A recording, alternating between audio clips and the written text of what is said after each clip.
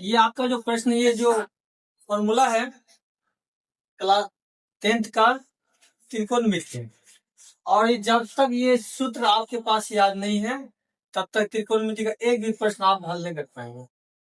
जैसे इसको पढ़ेंगे कैसे, उसमें याद कैसे करेंगे।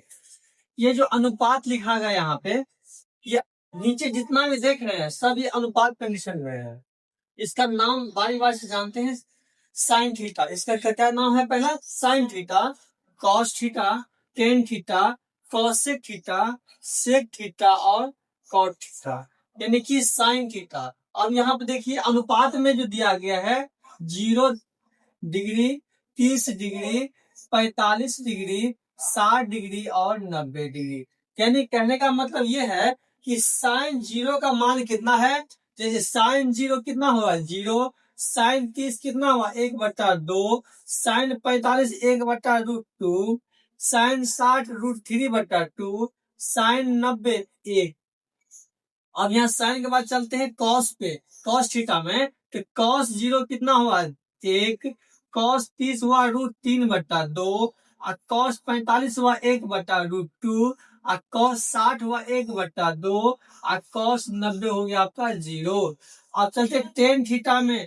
टेन 0 का मान हो गया 0। टेन 30 का मान हो गया 1/√3।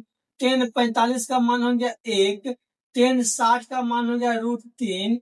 टेन 90 का मान हुआ अपरिभाषित। ये अपरिभाषित जो है इसका मतलब होता है इसका कोई मान नहीं है, यानी कि विलुप्त है। अपरिभाषित का मतलब इसका कोई मान नहीं है, यानी टेन 90 का मान कुछ नहीं है।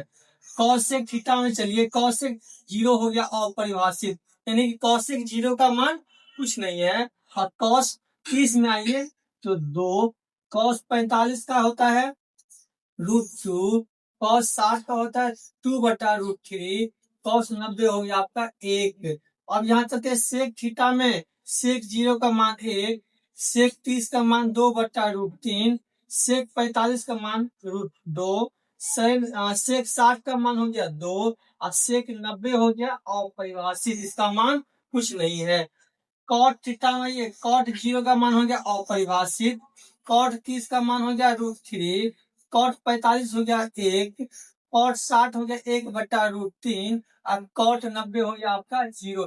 यानी कि इस प्रकार से हम याद करेंगे कि कॉस, यहाँ पे इस तरीका से याद करना है कि साइन 0 0, साइन 30 1/2, साइन 45 1/√2, साइन 60 √3/2 और साइन 90 1। इस प्रकार से आप इस सभी सूत्र को याद रखेंगे और आगे जो मतलब आपका जो सिलेबस होगा उसके आधार पर इसको सोल्व करेंगे। जब तक ये फॉर्मूला याद नहीं रहेगा तब तक ये आपका मन आपका डील होने वाला नहीं है। इसको बढ़िया तरीका से आप सभी याद कर लेंगे।